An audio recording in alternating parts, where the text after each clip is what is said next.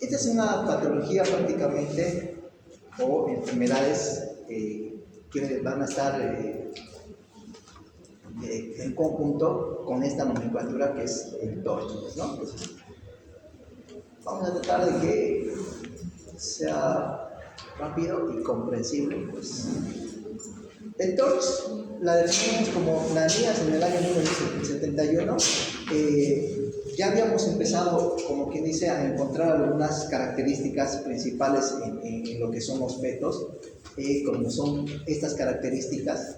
Encontramos recién nacidos o fetos de bajo peso, alguna prematuridad, la hepatomegalia, ictericias, una micro o una macrocefalia y algunas serologías que estén positivas, ¿no? En este punto de lo que es el TORCH, vamos a ir prácticamente empezando de lo que son los antecedentes maternos. Entonces, cualquier patología que va a estar asociada o alguna invasión por algún parásito, por algún virus, alguna bacteria en esta madre, entonces va a ser un compromiso a nivel de lo que es el feto, ¿no? Las complicaciones que nosotros vamos a ir viendo en este feto van a ser de acuerdo a la afectación, ya sea en el primer trimestre, en el segundo trimestre o en el tercer trimestre de embarazo. Pues vamos a ir teniendo algunas características específicas en nuestro recién nacido en cuanto a la afectación, ¿ya? Entonces, algunos de ellos, por ejemplo, pueden terminar en algún aborto, pueden ser neonatos, en alguna malformación congénita, pueden estar asociados al retardo de crecimiento intrauterino, algunas afectaciones oculares, algunas alteraciones en el sistema nervioso y lo que es también alteraciones a nivel visceral. Pues todo esto vamos a tener algunas características comunes que van a ser estas, ¿no? Prácticamente son de transmisión por vía transplacentaria o puede ser por transmisión por un contacto directo con el patógeno durante lo que es el parto o durante lo que es el embarazo mismo, ¿no? Entonces, estas patologías pueden pasar inapercibidas, o sea, inadvertidas, pueden ser, como quien dice, las manifestaciones clínicas pueden pasar desapercibidas y ya manifestarse cuando tengamos alguna complicación ya crónica o grave, ¿no? Entonces, la primoinfección materna es más inefectiva para lo que es el feto, y el diagnóstico serológico lo vamos a realizar a través de lo que es este PCR o a través de un cultivo celular buscando a estos agentes etiológicos, ¿no? Entonces, y la posibilidad de las secuelas, especialmente las secuelas neurosensoriales, épocas posteriores de la vida, pues vamos también a ir identificándolas. ¿Qué es el TORCH? El TORCH, como ven acá, la T significa de toxoplasmosis, la O significa de otros, y esto en otros, por si acaso, ya están aumentando más patologías. Por ejemplo, aquí hablamos de Chagas, hablamos de hepatitis, sífilis, incluso hablamos de VIH. Entonces, hay otras patologías más que ya estamos, como quien dice, asociando en este TORCH, que ya está quedando corto, pero aún se va manejando esta terminología. La R es de rubiola y la C es de citomegalovirus y la H es de herpes. ¿Ya? Y a ese conjunto de enfermedades pues la llamamos TORCH. Como ustedes pueden ver, aquí podemos tener agentes etiológicos como virus, parásitos, bacterias, ¿no? Entonces, virus, ¿cuáles son esos virus? Citomegalovirus, rubiola, herpes simple, hepatitis B y C, el parvovirus 19, VIH, los enterovirus, varicela zoster.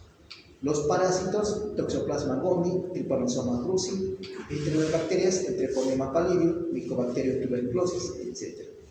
Entonces, de estos, recuerden ustedes que algunos pueden transmitirse de una forma transplacentaria o durante lo que es el embarazo. Por ejemplo, el Toxoplasma gondii puede ser o el Trypanosoma cruzi pueden ser estos de transmisión congénita. Entonces, ahí vamos a ir viendo también algunas características que van a ser importantes considerarlas en algunos agentes etiológicos. Bueno, patologías que van a estar asociadas a algún agente etiológico, pues ya es el citomegalovirus, el virus DNA, el mesocorio humano, El herpes simple igual es un virus DNA, la rubiola por el virus de la familia Tobacviridae, el toxoplasmosis por el protozoo Toxoplasma gondii, Chagas por el Trypanosoma cruzi y la sífilis congénita por el Treponema pallidum y la varicela zoster por el virus de la varicela zoster, el HB por el VIH tipo 1, ¿no? Entonces ahí vamos a ir viendo agentes etiológicos. Todos estos los vamos a ir mencionando a medida que vayamos hablando de la patología específica en sí que vamos a ir viendo. Las vías de transmisión vertical, podemos tener vías de transmisión transplacentaria, que es a través de lo que es el torrente sanguíneo o la parte hematógena, que en estos casos podemos tener a través del torrente circulatorio materno, a través de la placenta, a través del cordón umbilical o a través de lo que es el feto, ¿no? ¿Cuáles son esos agentes etiológicos? Rubiola, toxoplasmosis, la sífilis, Chagas, el parvovirus y la varicela, por una vía transplacental.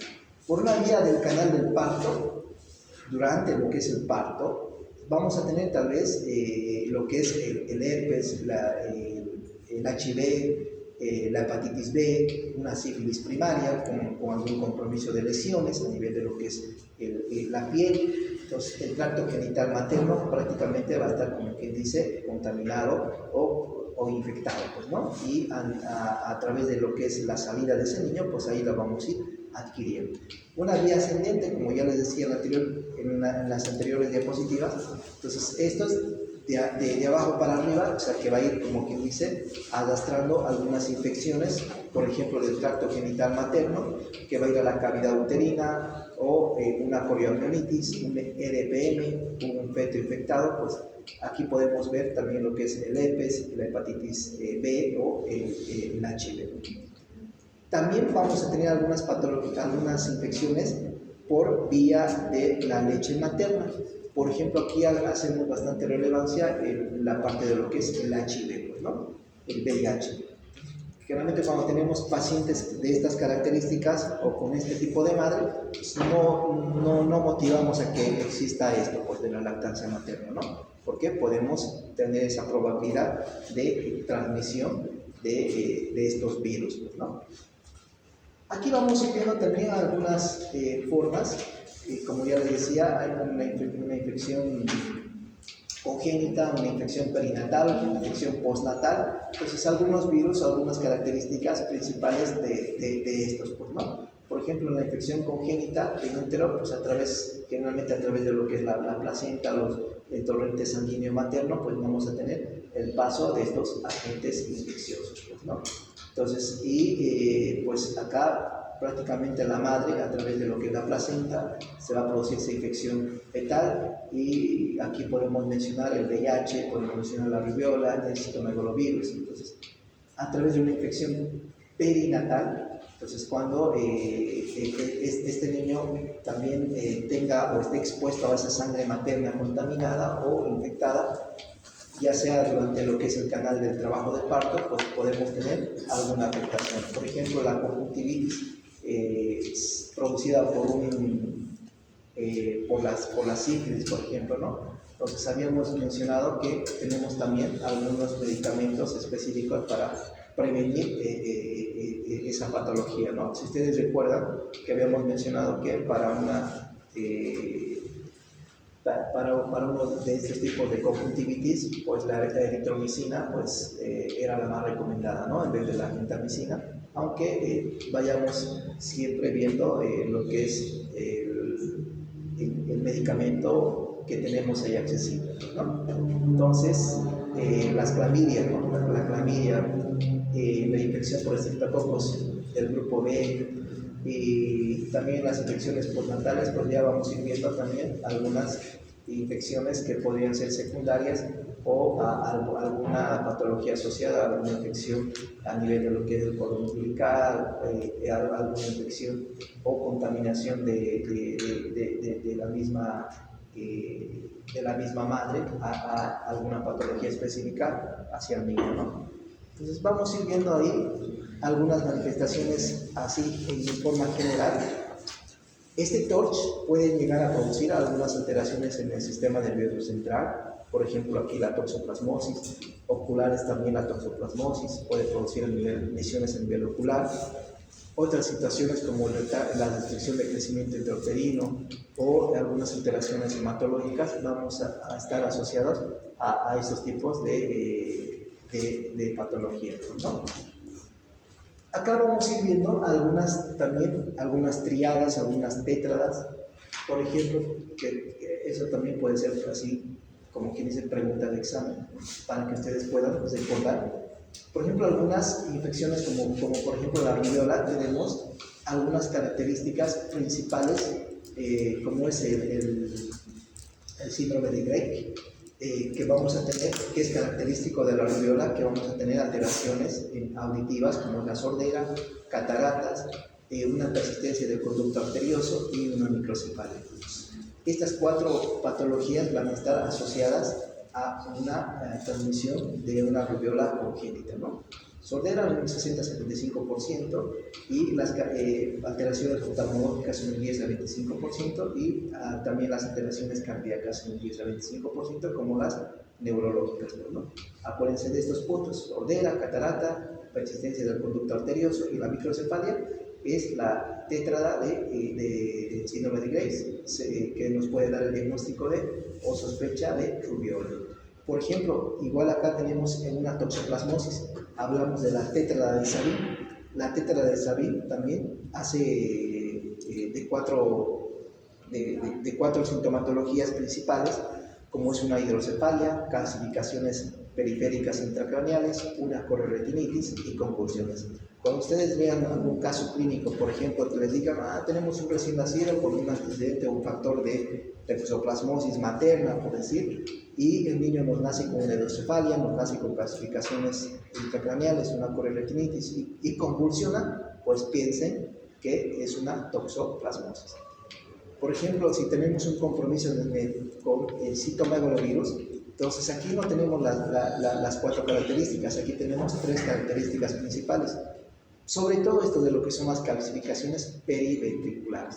Si pueden ver, es casi similar. Vamos a ir viendo cuando veamos las toxoplasmosis, cuando veamos citomegalovirus, vamos a ver estas características de estas calcificaciones que nos hacen a nosotros prácticamente diagnosticarlo y diferenciarlo de cuál es cuál, ¿no? Entonces, aquí las calcificaciones periventriculares son características de los citomegalovirus, pero las calcificaciones periféricas intracraneales son características de la toxoplasmosis, ¿ya?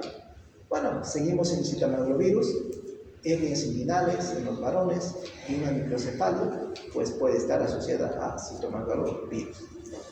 Entonces, algunas triadas y algunas tétradas para que ustedes vayan recordando de estos agentes etiológicos o de estas patologías específicas, ¿no? Según los laboratorios, nosotros vamos a ir viendo y vamos a ir pidiendo, según el agente etiológico que vayamos a sospechar, vamos a ir solicitando en nuestro recién nacido, pues algunos exámenes complementarios específicos. Por ejemplo, la toxoplasmosis, pues voy a pedir una serología de IgG o IgM o un PCR para toxoplasmosis para ir identificando o descartar esa infección, ¿no? De Chagas, igual lo mismo, micrométodo de Chagas hasta los 6 meses y después recién serologías de IgG después de los 6 meses y también PCRs, incluso HAI para Chagas podemos ir pidiendo posteriormente, ¿no? Entonces, todos estos laboratorios, exámenes complementarios, los vamos a ir mencionando cuando vayamos a hablar de las patologías específicas en sí, cuando los toquemos estas enfermedades, ¿no? Para que ustedes vayan recordando, estos son los exámenes complementarios, algunas que vamos a solicitar cuando estemos sospechando de un agente microbiológico o de alguna infección congénita, ¿no? Este PCR, que es la reacción en cadena de polimerasa, no es la proteína C reactiva por si acaso, este es otro, que es la reacción en cadena de la polimerasa. Es un método que actualmente van utilizando en los distintos hospitales, porque es un método más sensible y es más específico, y por lo que representa el método de elección para poder descartar o diagnosticar estas patologías, ¿no? Pero no en todos lados la vamos realizando y todavía es un examen todavía que no está, como quien dice, al alcance económico de los pacientes, ¿no? Pero sería ideal tenerlo esto en todos los ambientes hospitalarios, ¿no? Bueno, la serología, pues la serología es útil en los estudios de la sífilis, en el control de las gestantes, pero cada vez se hace menos utilizada en el periodo neonatal, ¿no? Porque esto de las IgG, la IgM, la IgA, pues uno tiene que ir haciendo los controles serológicos seriados para determinar si esos van aumentando o si van manteniéndose o si van disminuyendo, pero no son así específicos, ¿no? Pero nos sirven de alguna manera para realizar el control y el seguimiento de estas patologías. El estudio de lesiones cutáneas, cuando tengamos alguna varicela zóster o algún herpes simple, obviamente vamos a pedir tal vez un estudio de lesión cutánea. El cultivo celular, en los dermatos son útiles los cultivos de orina, principalmente buscando lo que es el citomegalovirus y rubiola, y el de las heces para lo que son los enterovirus. Bueno, algunos exámenes complementarios que podríamos ir solicitando, ¿no? Esto de lo que son la relación de la infección materna previas o al tipo de inmunidad, se refiere a que, por ejemplo, supongo que aquí a Torito les ha debido dar varicela, ¿no? ¿A quién no le dio varicela? ¿No te dio varicela? Bueno, tienes... Pero ella, si ahora lo adquiere la varicela, pues las lesiones pues, pueden ser más, como que dejar unas secuelas más graves que en un niño, ¿no? Pero ella en algún momento puede, si va a estar expuesta a un niño con una varicela, fácilmente se puede adquirir eso. A no ser que también haya recibido ya la vacuna y todo eso, ¿no? Entonces, pero comúnmente uno dice, mi niño tiene varicela y al que le dio varicela nunca más va a poder enfermarse de varicela. Pues si lo tiene, pues puede ser un caso raro, pero la clínica en sí en esa persona pues va a ser mínima, pues, ¿no? Y por eso que tenemos a eso, lo llamamos como inmunidad protectora. Entonces, si nos dio nosotros varicela, obviamente no te va a dar. Aunque te expongas, estés ahí al lado, duermas con esa persona, pues las probabilidades son mínimas. ¿Por qué? Porque tú ya tienes una inmunidad protectora, ¿ya? Entonces, tenemos así las inmunidades relativas, por ejemplo, el citomegalovirus, el herpes, y las que no dejan inmunidad, o sea que si adquiriste sífilis y hiciste tratamiento, puedes volver a enfermarte de sífilis. La tuberculosis, lo mismo. Si adquiriste tuberculosis, puedes volverte a enfermar de tuberculosis otra vez si fuiste expuesto a esa enfermedad. Y las infecciones con riesgos para cada embarazo. Siempre nosotros, si ustedes se van a dar cuenta, a todas las mamás embarazadas siempre vamos descartando o estudiando estas patologías, ¿no? En la serología materna, ¿qué vamos pidiendo? O si ustedes recuerdan, en la historia clínica, ¿qué vamos preguntando? Con los que hemos hecho historia clínica ya, ¿no? Que tenía la parte de atrás en su ojo. Esto, ¿no? Si tiene BDL, si tiene Chagas, si tiene hepatitis B y C, si tiene VIH. Entonces, en cada embarazo vamos estudiando estas patologías, ¿ya? Entonces, recuerden siempre eso. Bueno, el diagnóstico, obviamente vamos a ir sospechando si tenemos antecedentes maternos. Y si tenemos antecedentes maternos, vamos a descartar nuestra infección congénita.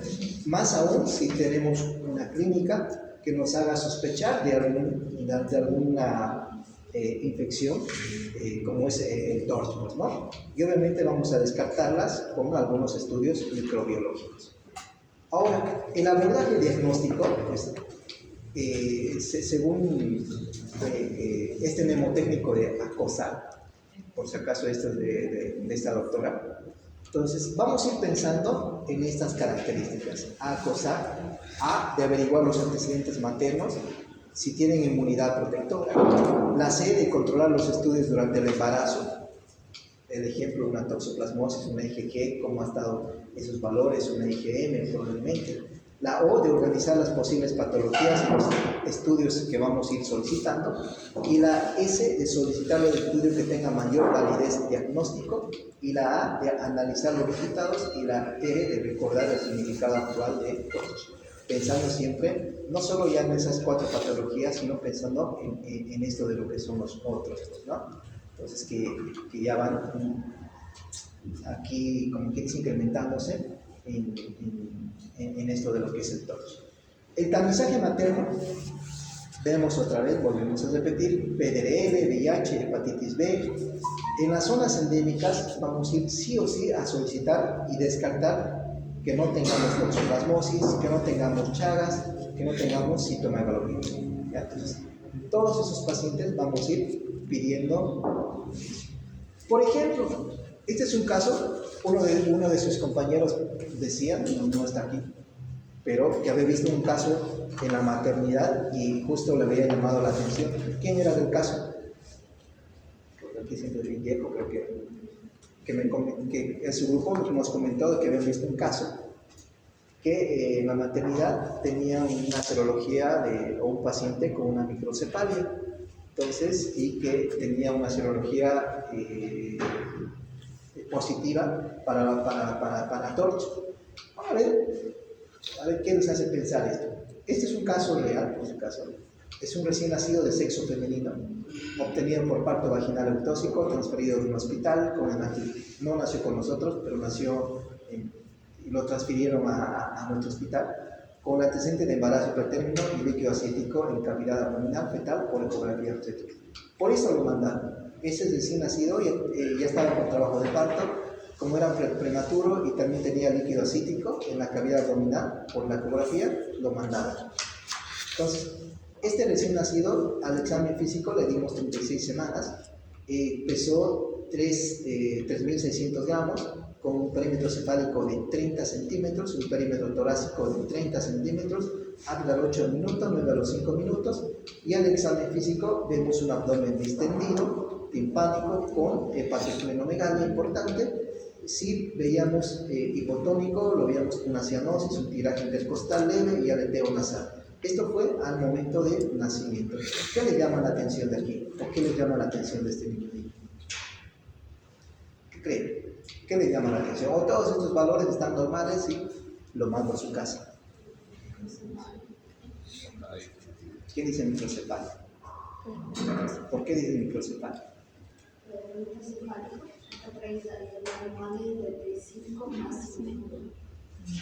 Ya. Entonces, o si no, también puedes ver, aquí no les puse la talla, hubiera sido bien que les ponga la talla, ¿no? Entonces ya saben también la talla me da el perímetro cefálico, como quien dice, ideal de ese niño según la talla, ¿no? Pues, si hubiera tenido la talla, por decir, creo que de este era 50, póngale 50 centímetros, la mitad de 50 a 25, más 9.5, ¿cuánto es? 34. Entonces, ese debería ser, digamos, el promedio del perímetro cefálico de este niño, según la talla. Si tuviéramos la talla, podríamos, como quien dice, predecir el perímetro cefálico ideal de ese niño, ¿no? Pero bueno, veamos, muy pequeño, ¿no? Microcefálico. Y aquí también a simple vista uno lo puede ver. Entonces, bueno, ¿qué más le llama la atención? Aquí, viendo el gráfico, ¿qué le llama la atención?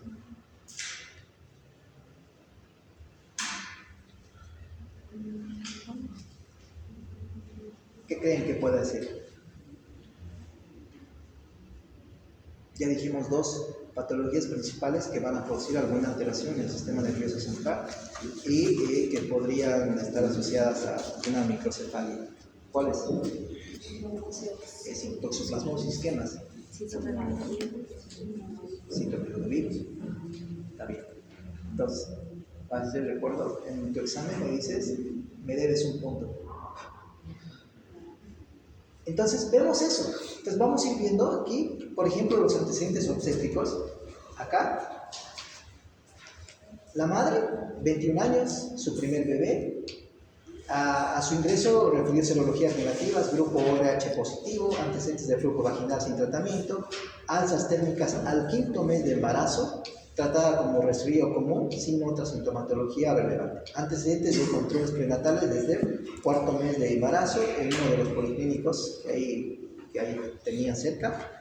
Entonces, alzas térmicas al quinto mes. Incluso nosotros pensamos que en esa época estábamos con el boom del Zika. No sé si ustedes escucharon en esa época del Zika, que a todos los niños que nacían con microcefalia, pues alta sospecha era Zika. Pero bueno, ahí tenemos los diagnósticos con los que entramos.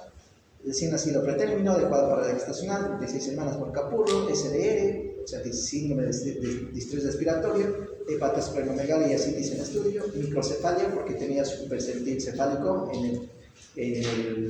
por debajo del percentil 10 y TORCH al descartar. ¿Qué hemos hecho con esto? Hemos solicitado la historia clínica del hospital del cual nos refirieron y donde se evidenciaba esta serología. Serología para toxoplasmosis, una IgG de 3030, positivo así, IgM 0.308 negativo. Nosotros en un principio de esto habíamos pensado que era 3.03, digamos, no como 3030. Entonces, seguramente que también los obstetras pensaron de ese modo. Entonces, ¿qué dijeron? Le dijeron a la mamá que es algo crónico y que no tiene ninguna repercusión. Obviamente, si uno ve de ese punto como 3.030, puede ser, pero si tú lo ves de la forma de 3030, pues ya es otra cosa, ¿no? Bueno, aquí tenemos algunos exámenes complementarios que se le hizo. En cuanto a las pruebas serológicas, lo más llamativo, ¿qué le llama aquí la atención? ¿Qué dice?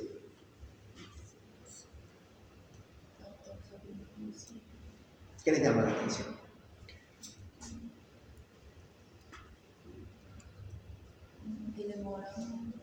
Sí. Ya, el hemograma o Rodwell 3. ¿Qué habíamos mencionado?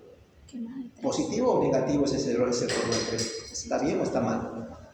¿Está alterado o no está alterado? ¿A partir de qué Rodwell dijimos? De sí no hablamos. Debemos decir, me acuerdo de eso. A partir de un Rodwell 3 o igual a 3, consideramos positivo, ¿no? para una sospecha de infección. No, más porque habíamos visto una neutropenia, habíamos visto una leucopenia y habíamos visto una plaquetopenia. ¿Ya? Entonces, plaquetopenia seguramente menos de 150,000, seguramente aquí vamos a ver también los laboratorios, pero acuérdense de eso, neutropenia, leucopenia, plaquetopenia. Un PCR positivo más, altamente sospechoso de infección, ¿no? Una sospecha de infección, ¿por qué? Porque ya tenemos clínica, ya tenemos laboratorios que están alterados. ¿Qué le llama más la atención acá? La toxoplasmosis. ¿Por qué le llama la toxoplasmosis? ¿Por esto? Ajá. Igual lo mismo nos salió en el recién nacido, igual nos salió 1 en 32. Incluso aquí no nos pusieron ningún punto, nada de eso, así directamente, 32, 768. Entonces, igual pensábamos que era 3.2, 700 así, pero... ¿No hicieron para más, para otros? Sífilis, ¿no?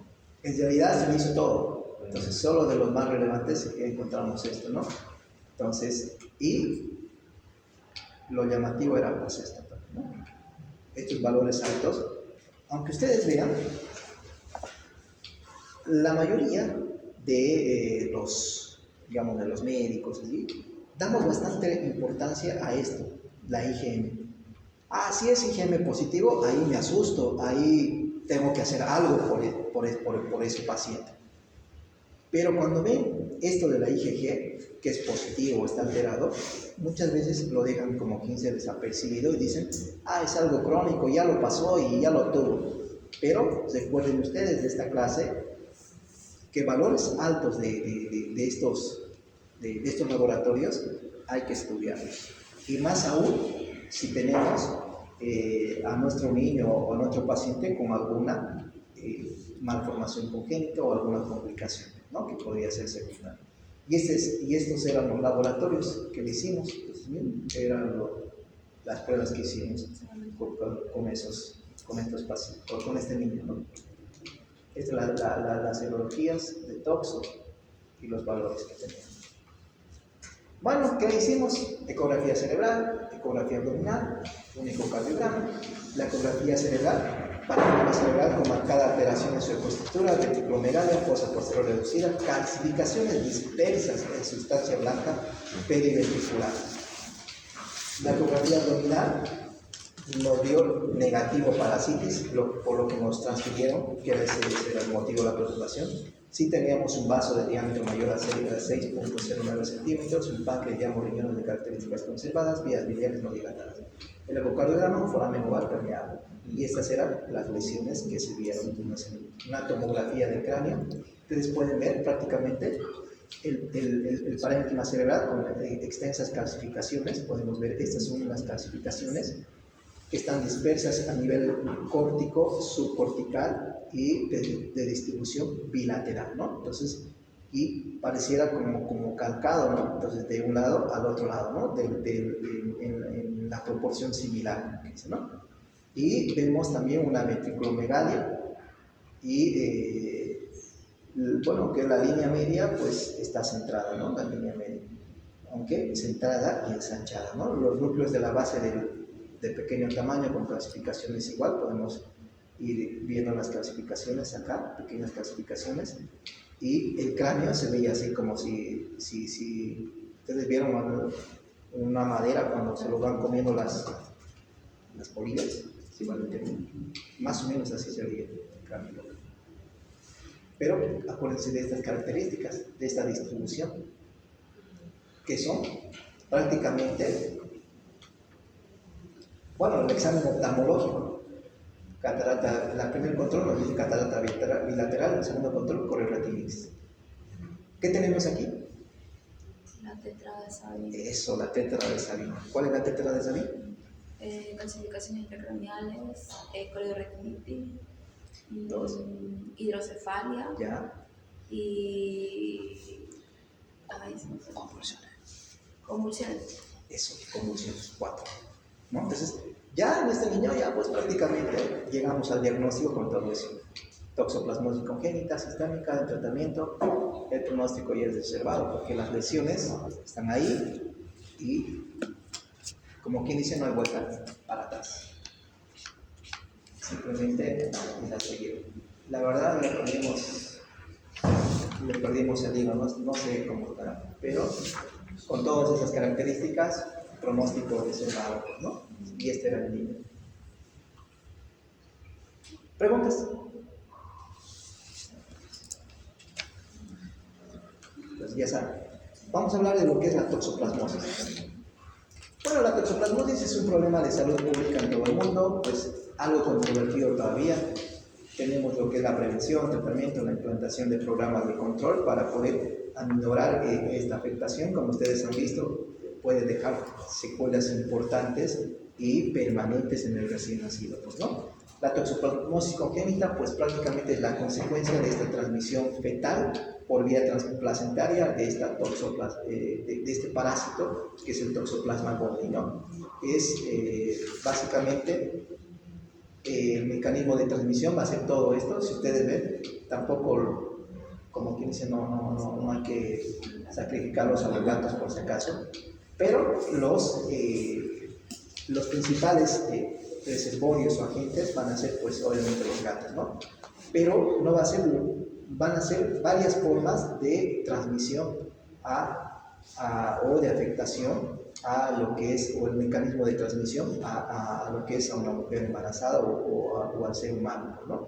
Los zooquistes que van a salir y van a estar en las heces fecales de estos felinos, pues prácticamente de una forma directa podemos nosotros, si tenemos contacto con las heces de estos animalitos y que están contaminados con zooquistes, prácticamente podemos tener esa forma de transmisión directa, ¿no?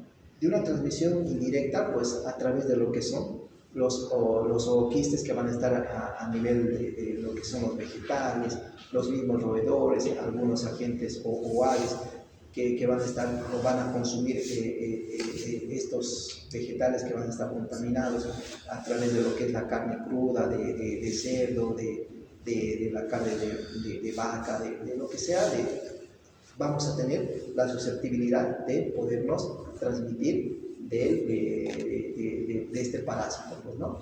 Incluso si esto va a estar en contacto con estos con estas verduras o estos alimentos de esta serie, igual vamos a estar en contacto con la transmisión de estos parásitos. Esa sería una forma de transmitir. Si ustedes ven, no simplemente tenemos que tener cuidado con los gatos, ¿no? Sino también tenemos que tener cuidado con estas formas de transmisión.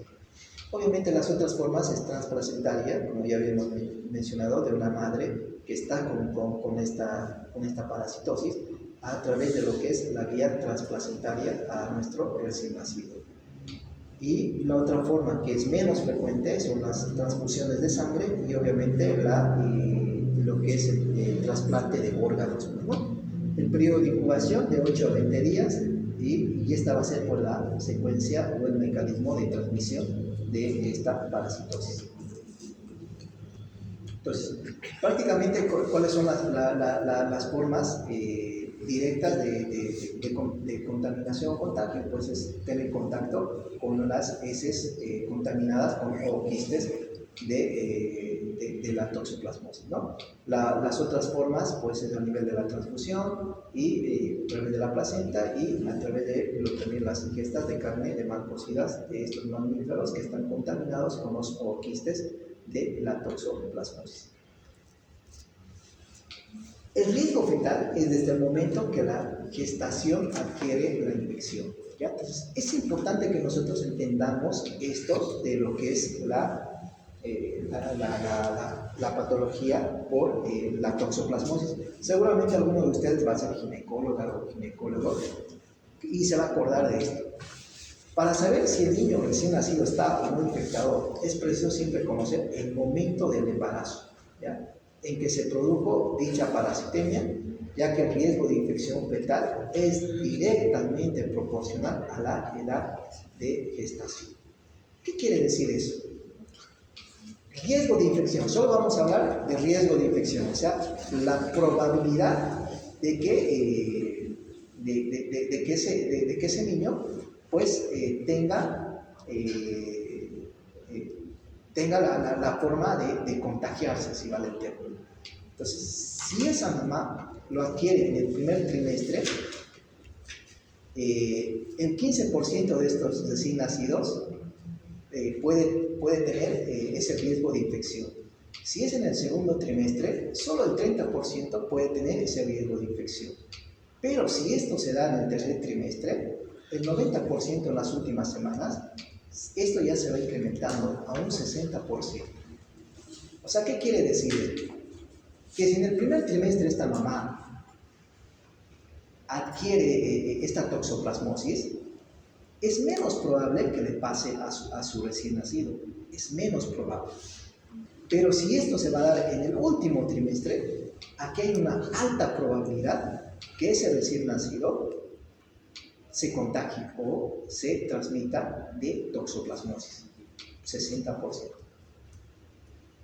A eso vamos diciendo esto, es directamente proporcional a la edad de gestación. Ahora, vamos a ver la gravedad de la infección.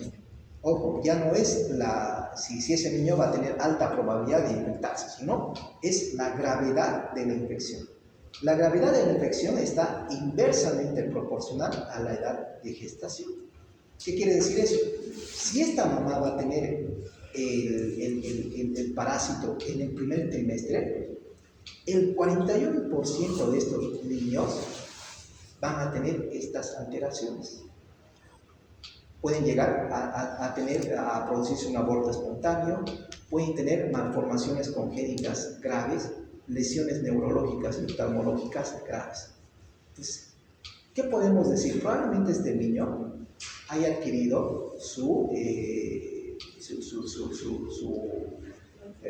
infección más o menos en el primer y en el segundo trimestre. ¿Por qué no? Porque, como quien dice, hay veces dice la naturaleza es sabia. Cuando hay un gran compromiso de afectación, entonces muchas veces eso termina en abortos espontáneos, entonces no llegan a nacer estos niños, pero pues ahí vamos. Pero si se produce esta infección en el segundo trimestre, el 8% de estos niños pueden tener una gravedad de la infección. O sea, aumento de formas moderadas y descensos de formas graves. ¿Ya? Entonces, yo creo que ha debido ser esto en el segundo trimestre, esta afectación. Por eso este niño logró, digamos, crecer, adquirir o llegar a esa etapa de gestación, pero con secuelas que ya los hemos visto y mencionado. Pero cuando pasa esto en el tercer trimestre, ya en el último, ya como que dice a finalizar, de 0 a 1% pueden ser estas formas subclínicas o asintomáticas. Entonces, es por eso que nosotros siempre vamos hablando con los obstetras y ellos saben que tienen que pedirles en el primer trimestre serología y eso para todos estos, principalmente para toxoplasmosis. En el primer trimestre, en el segundo trimestre, en el tercer trimestre. Nosotros deberíamos tener 3 serologías cuantificables para poder definir si esa mujer embarazada en realidad ha sido libre de esta parasitemia. ¿Ya? Entonces, por eso es importante que nosotros identifiquemos en qué momento pues, puede ser que se haya infectado esta mamá. ¿Ya? Pues por estas características. Entonces, ya saben, riesgo de infección. El último trimestre hay una alta probabilidad de que ese niño se pueda contagiar o pueda transmitirse de una toxoplasmosis. Una alta probabilidad. Pero si esto pasa en el primer trimestre, es una baja probabilidad de que se pueda infectar ese niño. Por las mismas medidas o características de protección que va a tener ese niño pues ahí dentro, ¿no? Pero si eso se logra pasar, la gravedad en el primer trimestre, si ese niño adquiere esa parasitemia, pues ya está listo, porque el 41% va a ser con secuelas, o probablemente no nazca ese niño y termine en un aborto. Pero si esto se produce en el tercer trimestre, pues puede darnos unas formas asintomáticas o subclínicas. Bueno, espero que se entienda, no sé si se entiende eso. Para que volvamos a repetir. Eso es importante para que ustedes se queden en la cabeza de que debemos tener serología de toxoplasmosis en el primer trimestre, segundo trimestre y tercer trimestre, con esta finalidad. ¿Ya? Y no se olviden de esto, de la tetrada de Sabin. Ustedes lo han visto con ese caso clínico, que seguro no se van a olvidar. Por si acaso, en vez de retraso psicomotor, pues aquí tenemos lo que son las convulsiones, ¿no? O retraso psicomotor más convulsiones. Bueno, estos son lo mismo que ya hemos mencionado: riesgos de infección, la enfermedad severa, los mismos parámetros y la muerte fetal. Entonces, si ustedes ven, el 35% van a terminar en aborto si esto se produce en el primer trimestre, el 35%. Pero si se produce en el tercer trimestre, pues hay casi 0 probabilidad de que termine en un aborto, ¿no? Ahora, según la edad gestacional, entonces también vamos a tener las formas de transmisión vertical, la afectación fetal y el tipo de afectación. Entonces, menos de 14 semanas, como ya habíamos mencionado, pues puede ser grave y las lesiones pueden producirse a nivel intracraneal o a lesiones a nivel ocular. Entre 14 y 28 semanas, en general no es tan grave, pues sobre todo lesiones oculares nada más. Y mayor a 28 semanas, pues ya excepcionalmente hay una afectación intracraneal y puede también tener lesiones oculares. Entonces, las formas de afectación, pero estas son lesiones modificadas, pero generalmente vamos manejando lo que ya hemos mencionado anteriormente, ¿no? La sintomatología, pues, ustedes ven la tetra de Sabin, pues prácticamente estamos ante una alta sospecha de una toxoplasmosis. Corioretinitis, hidrocefalia, convulsiones, calcificaciones cerebrales periféricas. ¿Recuerdan esas calcificaciones de ese niño? Pues teníamos ahí, ¿no? Entonces, periférica. Y lesiones a nivel neurológicas, con las convulsiones, letargo, llanto débil, parálisis, oculares, cataratas, estrabismos, edemas, el desprendimiento de la retina, y sobre todo lo que es la coriorratinitis, ¿ya? En síntomas de infección, pues prácticamente podemos tener dificultad para la alimentación, una disnea, crisis de apnea, cianosis, cardiomegalias, hepatosplenomegalías, ictericia y el exantema maculopapilar. Entonces, básicamente, todos estos datos, pues lo hemos visto más o menos en ese cuadro clínico, ¿no? Manifestaciones de formas de clínicas, las formas de presentación, que pues ya vamos a ir viendo. La enfermedad neonatal, pues prácticamente se considera como grave y puede haber un compromiso importante del sistema nervioso central con algunas secuelas muy importantes, ¿no? Entonces, bueno, casi todas estas sintomatologías ya las hemos ido mencionando y básicamente las vamos a tener igual. Según un estudio realizado en estos pacientes con toxoplasmosis, pues se han ido identificando algunas lesiones que comúnmente se van presentando. Por ejemplo, a nivel neurológico, el 94% van a presentar de coriorratinitis y un 55% alguna alteración en el líquido cefalorraquídeo y un 50% calcificaciones encefálicas, más convulsiones, pues, ¿no?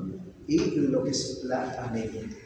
Ya por el otro lado, ya en la parte generalizada, en un 90% se ha llegado a identificar una esplenomegalia y un 80% de estos con una ictericia y el 84% con alguna alteración en el líquido cefalorraquídeo, ¿no? Bueno, simplemente para que ustedes vean aquí cuáles son las lesiones que comúnmente vamos a encontrarlas, pero con que ustedes se acuerden de la tétrada de Savin, pues prácticamente van a llegar a relacionar a estos pacientes con esta patología. Bueno, la evolución, podemos tener desde una infección congénita que puede ser sintomática, con una hepatosplenomegalia, con alguna ictericia y alguna alteración a nivel de lo que es del encéfalo, con una encefalitis, teniendo alguna alteración en el líquido cefalorraquídeo, que tenga algunas convulsiones este niño, algunas parecias, algún compromiso de la retina y las secuelas postencefálicas, ¿no? Una una microcefalia, calcificaciones y un retraso psicomotor. Ahora, para el diagnóstico, vamos a basarnos, todavía vamos basándonos en lo que son estas serologías.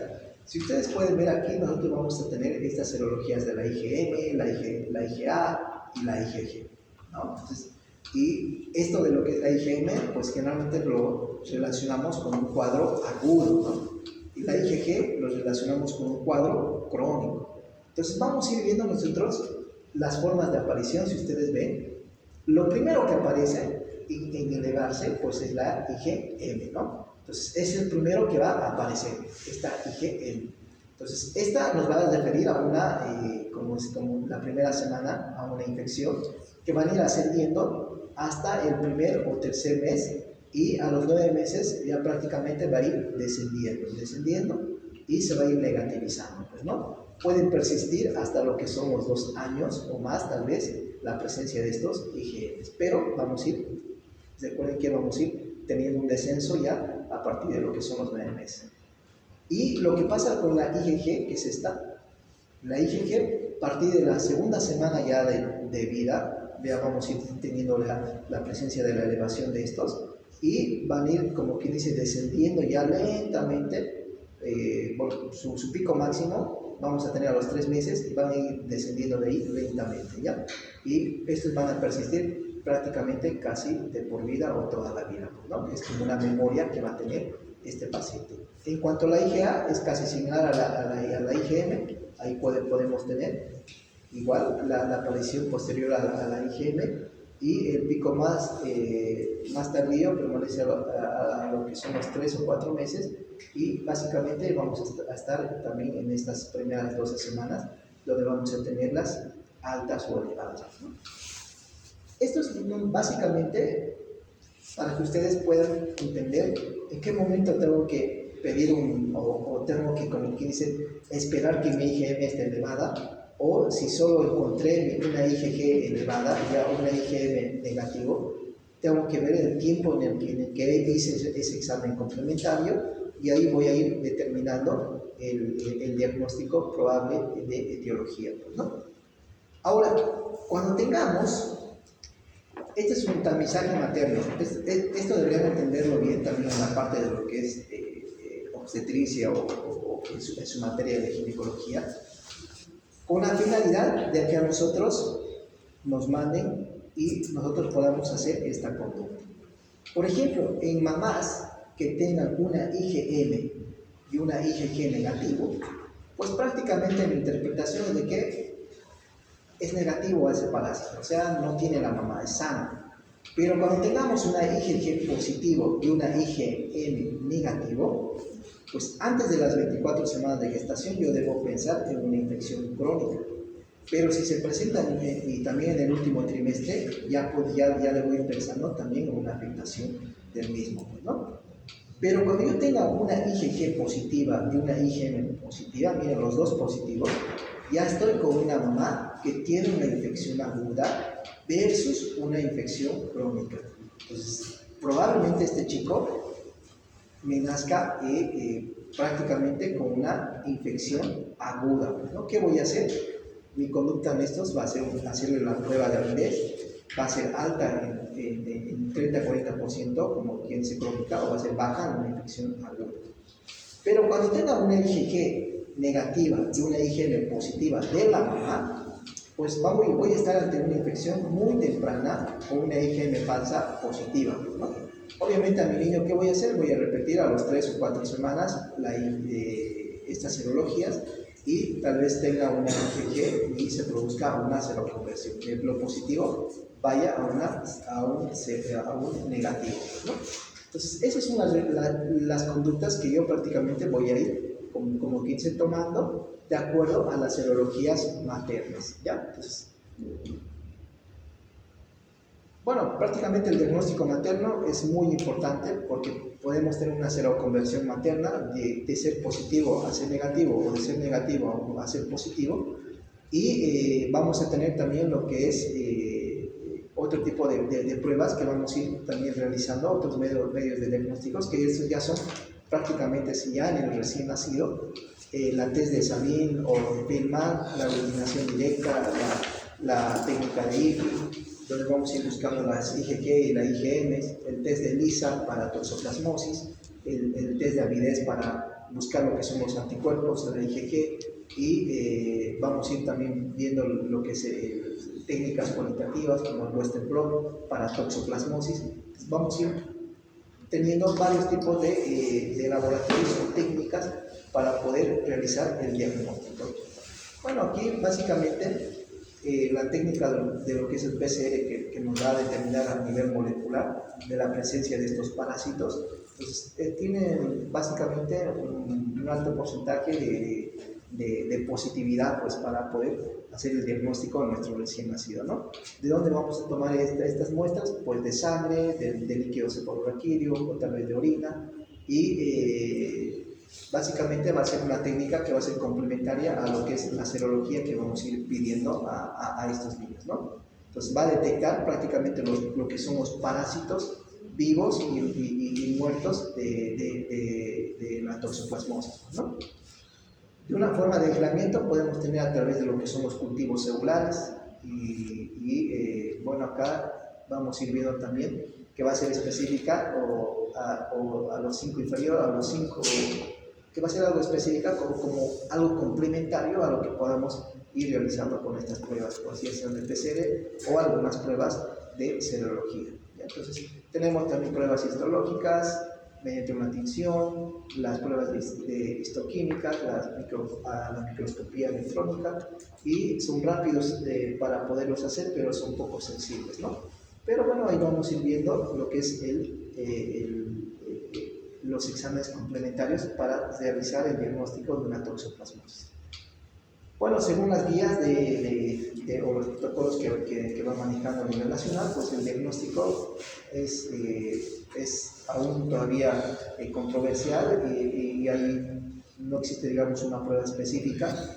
Prácticamente tenemos que guiarnos también en lo que son eso de lo que es la clínica, pues, ¿no? La tetra de Sabin.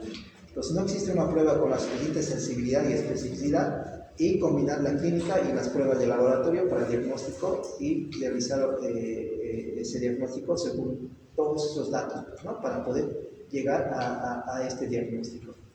Entonces, el hemograma, los laboratorios bioquímicos complementarios, donde veamos la función hepática, pues vamos a ir prácticamente solicitando de acuerdo a los compromisos o de acuerdo a la clínica que vayamos evidenciando en el paciente, pues, ¿no?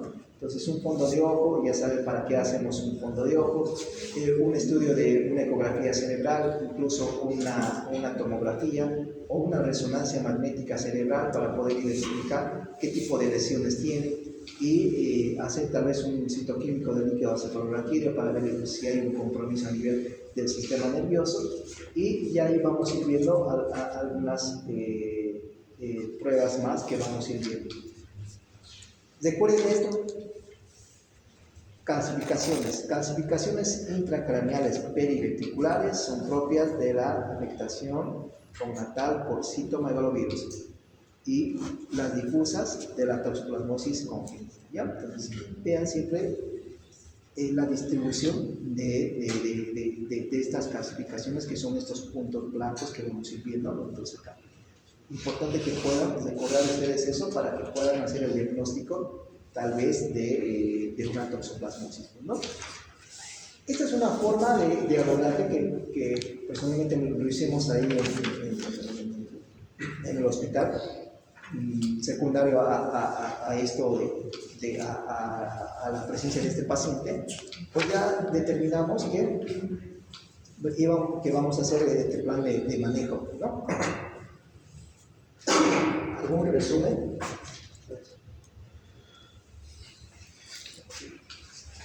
Y veamos acá, por ejemplo, si tenemos algún riesgo de afectación,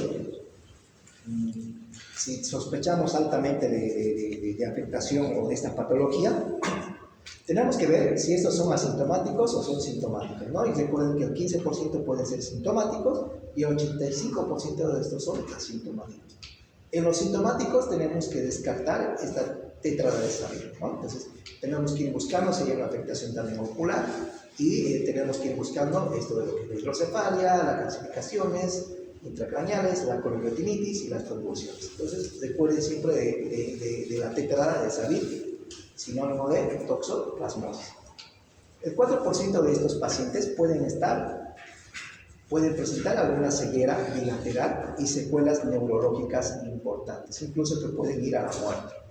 Nuestro plan de estudio básicamente va a ser todos estos exámenes, desde lo que es el examen físico, el examen neurológico, realizar una ecografía cerebral, realizar una tomografía de cráneo tal vez, realizar un control del fondo de ojo, serologías tanto a la madre como al recién nacido, y pedirles algún hemograma, un PCR, identificar si hay alguna asociación de alguna infección, y en estos pacientes es importante también realizarles una prueba de audiometría para ver el compromiso o afectación a nivel también de lo que es la audición, pues, ¿no? Aunque no es muy específico, vamos a ver de otra patología que es bien específico, la afectación a nivel de lo que es el oído, ¿ya? Entonces ahí, cuando tengamos todas esta clínica, ya no hay dónde pensarla, tenemos que iniciar el tratamiento, ¿ya? Entonces, pero si nosotros tenemos todavía dudas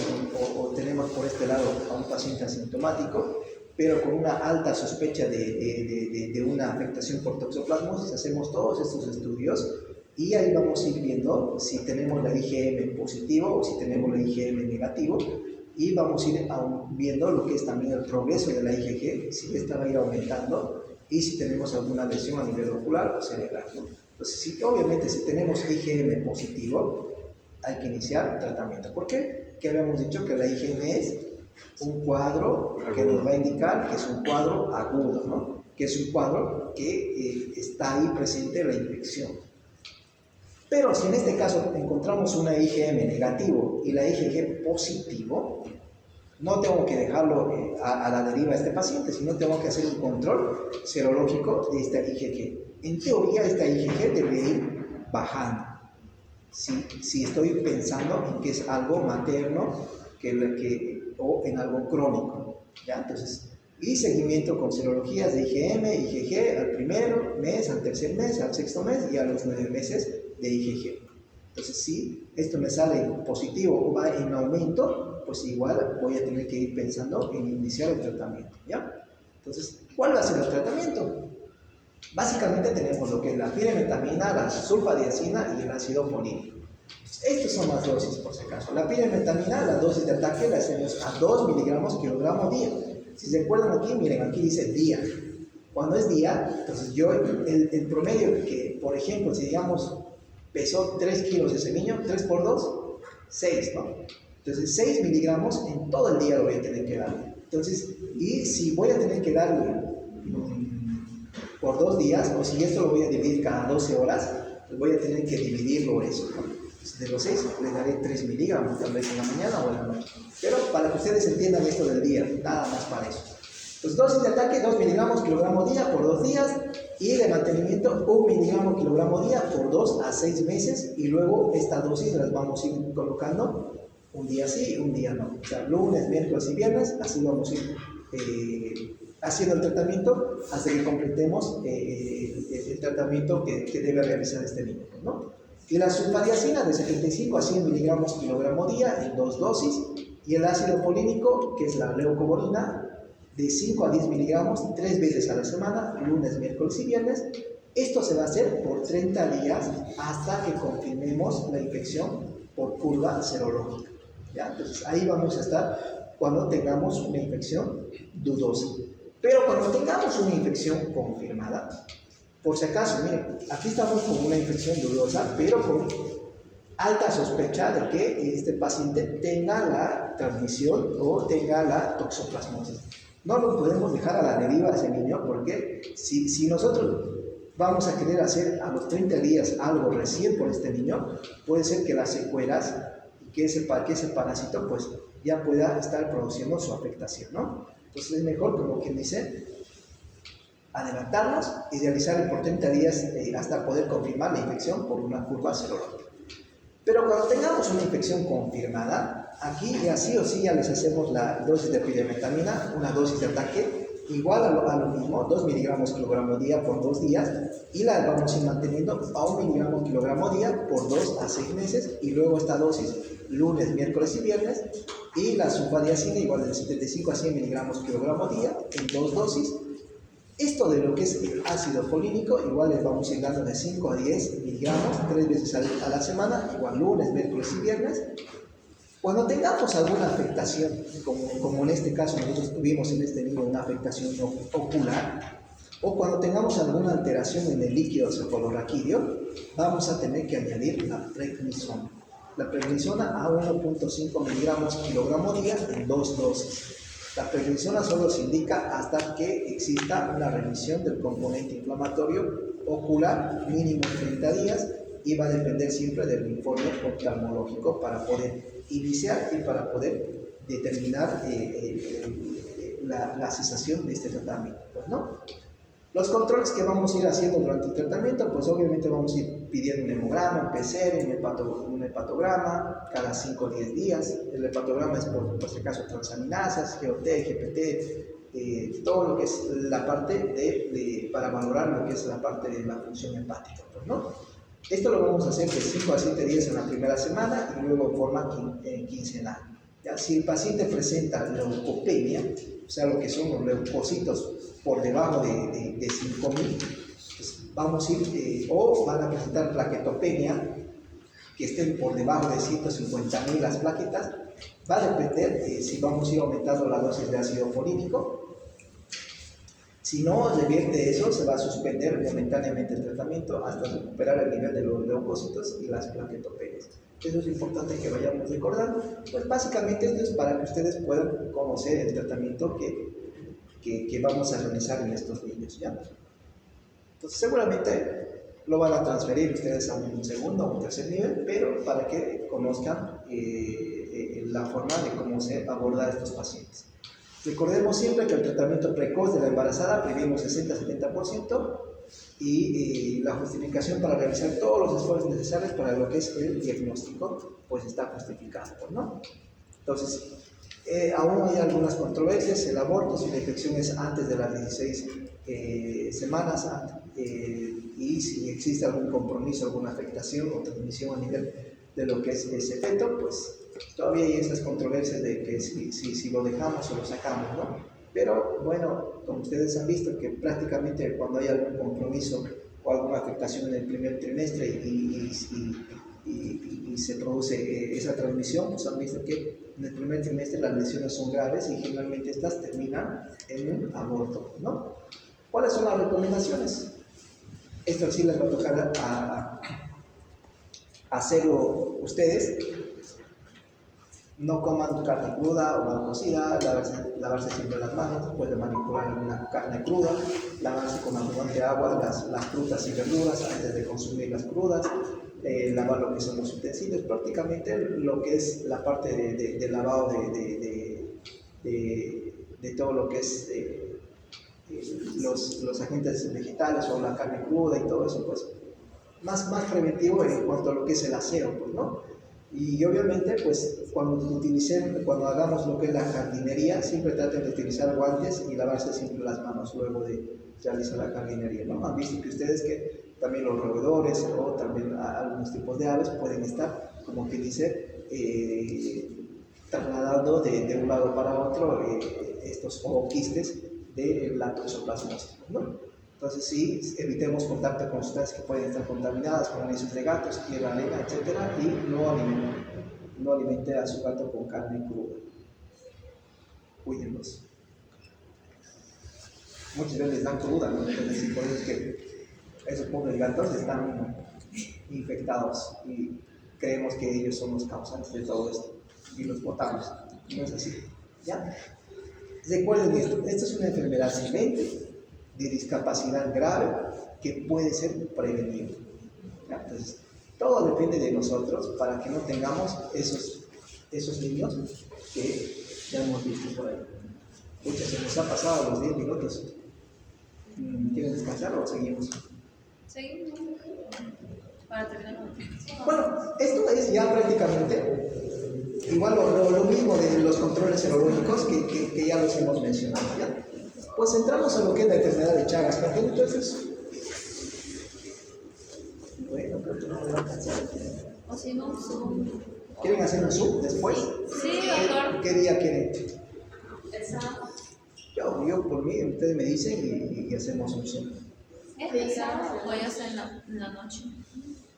O en la tarde. Que la siguiente clase sea virtual, ahí lo acomodan todo. No, siempre tenemos que siempre pasar esto de las virtuales para que no pasemos así rápido las cosas y vayamos todo. Yo, la verdad, he sacado los casos clínicos, los videos, porque nos íbamos a tardar más. Entonces, pero pues, algunas veces uno se queda más cuando ve imágenes, cuando ven gráficos, entonces, o ven casos clínicos, se les queda más. Seguramente ustedes no se van a olvidar hablar de la toxoplasmosis. Más o menos, igual lo mismo queríamos hacer con esto, pero lo hemos ido más acortando. Pero si ustedes quieren, me dicen, hemos entrado de acuerdo, queremos hacer un Zoom, entonces me dicen y podemos adelantar algo, ¿no? Sí, en el grupo lo podemos hablar. Ya. Esto de lo que es el Chagas también es un programa bastante estudiado porque prácticamente nuestra población está pues expuesta a esto de lo que es el Chagas congénito, ¿no? Van a ver ustedes familiares, pacientes con compromisos tal vez crónicos de lo que es este parásito, el Trypanosoma cruzi. Bueno, esta es una afectación, vamos a definir como una afectación parasitaria, prácticamente es de nuestro territorio, de América del Sur. El agente biológico es el Trypanosoma cruzi, y esto había sido estudiado por Carlos Chagas en el 1911, donde ya vemos una transmisión transplacentaria. Ya en 1949 hemos aislado lo que son esos tripomastigotes circulantes en la sangre de un recién nacido, y desde ahí ya se empieza pues a darle, como quien dice, énfasis a lo que es el estudio en los recién nacidos, ¿ya? Entonces los vectores son denominados de distintos nombres o características, pero nosotros lo conocemos como el Triatoma infesto. El vector, que es el insecto o el agente que va a estar relacionado a lo que es el Chagas congénito. En Bolivia la prevalencia es de 20 hasta 40% de la población en general. Vean ustedes, 20 a 40%. En algún momento ustedes sí o sí van a ver algún paciente con esta patología, pues, ¿no? Entonces, pero aunque en la parte de lo que es la transmisión placentaria todavía no es muy común verlo, pero ahí vamos, ¿no? Bueno, la transmisión de esta patología es en cualquier etapa de la infección y cuando se haya formado, sobre todo lo que es la placenta, pues, ¿no? Porque ahí es donde estos parásitos se van a ir a localizar, ¿no? Y van a producir tal vez abortos, mortinatos, recién nacidos que sean prematuros o de término y no producen malformaciones congénitas. Así es que ustedes vean eso, pues básicamente van a estar relacionados más con este aspecto, pero no van a producir malformaciones así como la toxoplasmosis, la que hemos visto, ¿no? El 90% de los recién nacidos con Chagas congénito, pues prácticamente son asintomáticos. ¿Ya? Entonces, vamos. ¿Cuáles son las fases? Tenemos una fase aguda, una fase crónica. La fase aguda finalmente es sintomático, un 5%, y la fase crónica es asintomático. Donde simplemente vamos a tener lo que es la evidencia de estas parasitemias intermitentes y que van a ser de baja magnitud. Pues, ¿sí? Las madres con Chagas crónicos pueden tener un hijo con Chagas congénito de 1 al 4%. Entonces, una forma de transmisión es la transmisión congénita, ¿no? ¿Cuáles son las formas clínicas? Prácticamente vamos a tener un lado que son los pacientes asintomáticos y el otro lado que son los pacientes sintomáticos. Entonces, básicamente en estos pacientes vamos a tener de características asintomáticas. Más del 50% de los casos vamos a tener este tipo de pacientes, ¿no? Y algunos que van a estar asociados tal vez a algunas lesiones leves o moderadas, por ejemplo, que van a estar asociados con algún adelanto de lo que es el nacimiento de ese recién nacido, un recién nacido prematuro, y tal vez algún problema con alguna dificultad respiratoria, no necesariamente secundario a lo que es el agente de este parásito, sino también a lo que va a estar relacionado tal vez a la prematuridad y todo eso, ¿no? Y ahí vamos a tener también algunos con hepatosplenomegalia, taquicardias, fiebre, lesiones hemorrágicas, petequias, alguna alteración en lo que es el reflejo de succión y alguna ictericia. Y en las lesiones graves, pues vamos a tener una carditis, una meningitis, alteraciones neurológicas, ¿no? Bueno, pero que básicamente esto, pues vamos a tener aquí las lesiones probablemente más crónicas, ¿no? Pues, ¿cuáles van a ser nuestras formas de hacer el diagnóstico? Pues nosotros finalmente igual acá, si ustedes se dan cuenta, igual también como rutina nosotros las pedimos, el micrométodo para Chagas en todos los recién nacidos y hacemos una de las pruebas de lo que es el cordón umbilical, ¿no? Entonces de ahí tomamos nuestra primera muestra y ahí vamos a ir haciendo el tamizaje serológico a la madre y además también a nuestro recién nacido, ¿no? Entonces aquí podemos tener el HAI, que es una hemoglobinación indirecta, la serología de la gestante, una ELISA, revisar a todos los niños nacidos o de madres positivas, un micrométodo para Chagas. Al nacimiento sí o sí los debemos realizar, un micrométodo para Chagas, si estamos ante una madre con el diagnóstico de Chagas, ¿no? Entonces, el micrométodo para Chagas. Entonces, las formas de tomar la muestra, podemos tomarlas de cordón umbilical o también podemos tomarlas de lo que es una muestra de sangre periférica, pues, ¿no? Esto quiero que recuerden, las pruebas serológicas no se van a realizar antes de lo que son los 6 meses por el pasaje transplacentario. Entonces, ¿qué quiere decir eso? Entonces, yo no le voy a pedir en las pruebas serológicas a los niños que tengan menos de 6 meses, ¿no?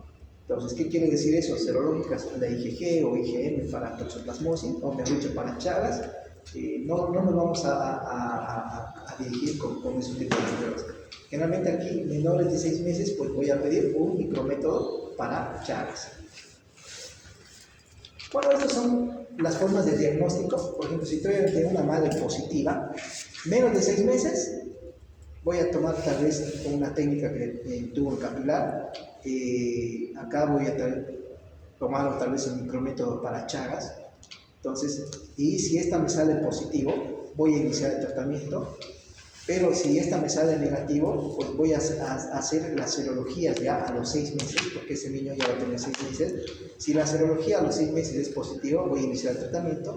Pero si la serología me sale negativo, pues prácticamente descarto que haya existido una transmisión congénita. En los niños mayores a 6 meses, y ya puedo realizar las serologías para Chagas.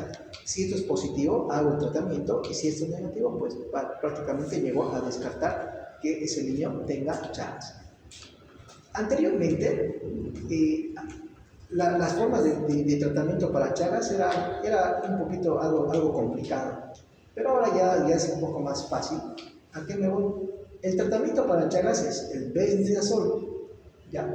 O el Furtimox, pero el de elección, el Benznidazol.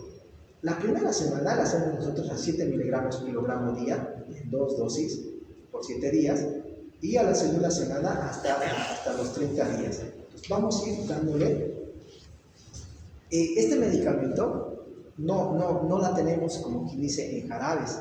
Entonces, anteriormente tenemos que nosotros prepararlo de estos comprimidos. Ahí ven ahí, de este comprimido, tenemos que nosotros prepararlo, hacer un preparado, como quien dice, especial.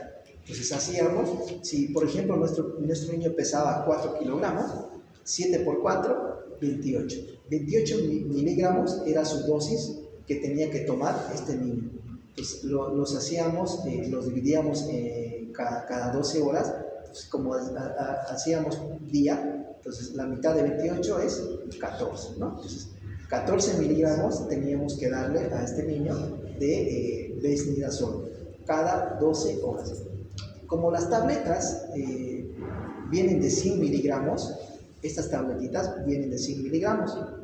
Entonces nosotros teníamos que diluirlo, esa tabletita, en 10 ml de agua. Al diluirlo, es como una forma de preparar, digamos, nuestra suspensión o nuestro jarabe, como quieran ustedes.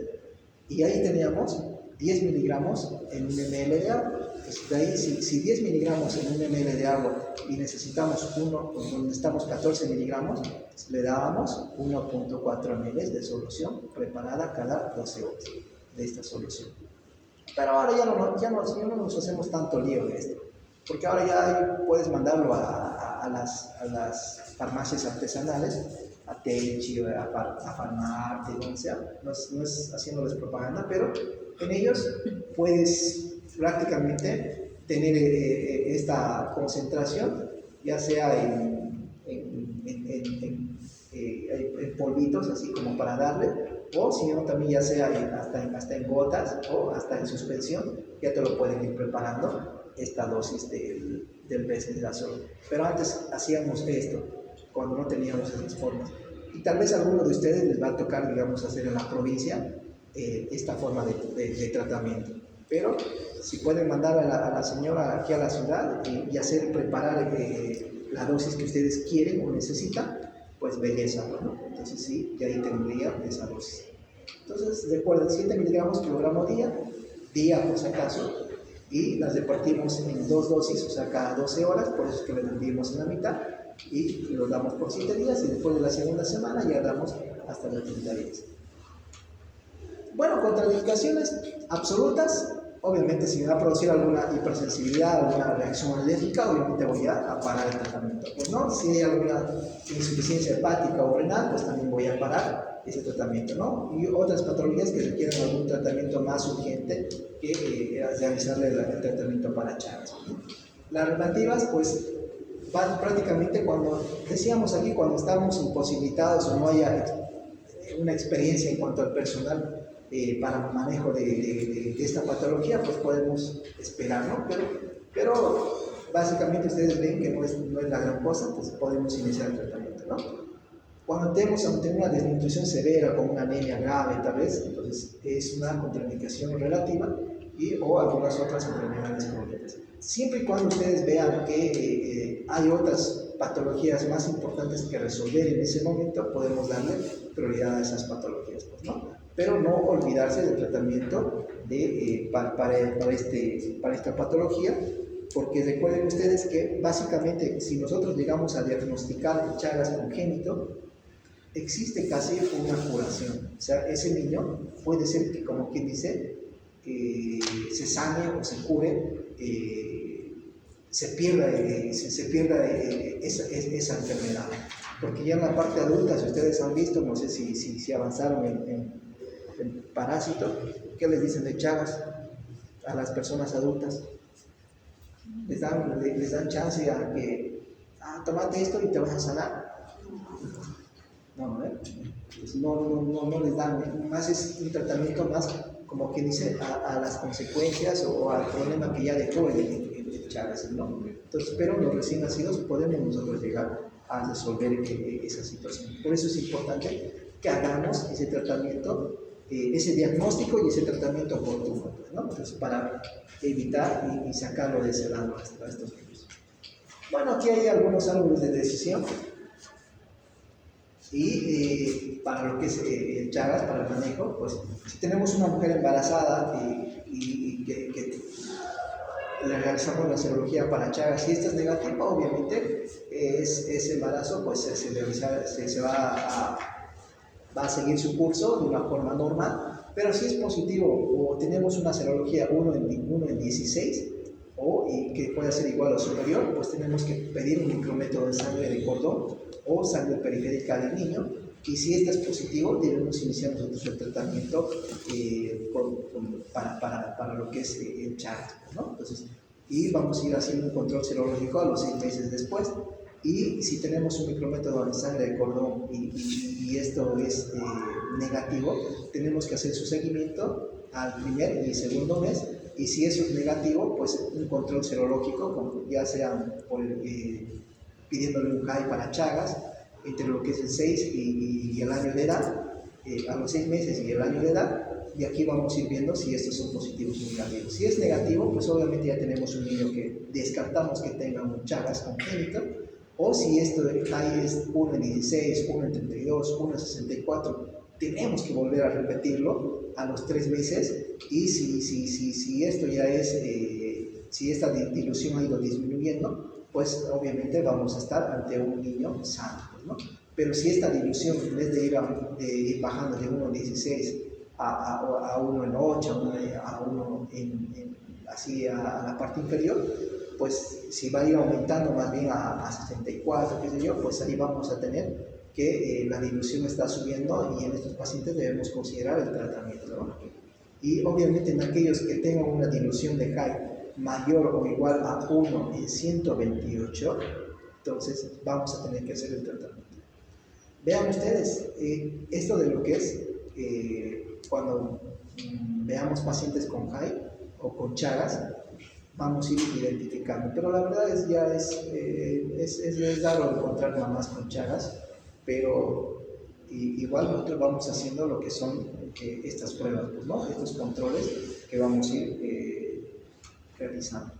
Bueno, aquí es otro tipo de esquema de abordaje para el Chagas congénito, pero estos ya son de niños menores de 1 año, que en estos niños podemos prácticamente establecer una comunicación con la madre o responsable del niño, desarrollar una relación de credibilidad y confianza y obtener un consentimiento informado para poder iniciar el tratamiento inmediato si estamos ante un Chagas congénito, pues, ¿no? En estos igual vamos a iniciar el prednisol a 7 miligramos kilogramo día, dividido en 2 dosis, preparar el medicamento con la madre. Entonces ya han visto cómo se prepara, pero tenemos otras opciones, ¿no? Entonces siempre debemos administrar la primera dosis con la madre para enseñarle cómo vamos a darle ese medicamento y entregar el medicamento dividido por 1 semana y dar cita por 1 semana después. Esto se hacía antes. Entonces le dabas vos a la madre el medicamento y después a la semana volvía otra vez para el medicamento, y además también para poder dosificar nuevamente el medicamento, pues, ¿no? Por el peso y todo eso. Y control de 7 días, después ajustar la dosis a 10 miligramos kilogramo y averiguar si hay reacción adversa, ¿no? Entonces ahí íbamos viendo lo que es el seguimiento y la evolución. Entonces, igual aquí también tenemos lo que es el seguimiento clínico y el seguimiento de los laboratorios, ¿no? El seguimiento clínico durante el tratamiento, un control a la semana y posteriores al tratamiento, igual vamos a ir verificando si ese paciente ha ido cumpliendo el tratamiento con el medicamento y vamos a ir entregando las nuevas dosis para la siguiente semana de tratamiento, ¿no?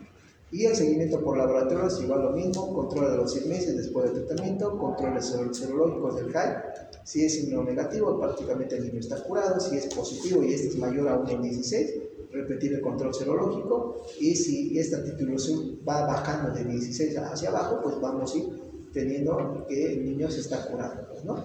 Pero si este título está subiendo en vez de bajar, pues vamos a tener que hacer nuevamente, replantearnos el tratamiento para poder ya pedirle tal vez una confirmación con una segunda prueba serológica positiva después de un tiempo, ¿no?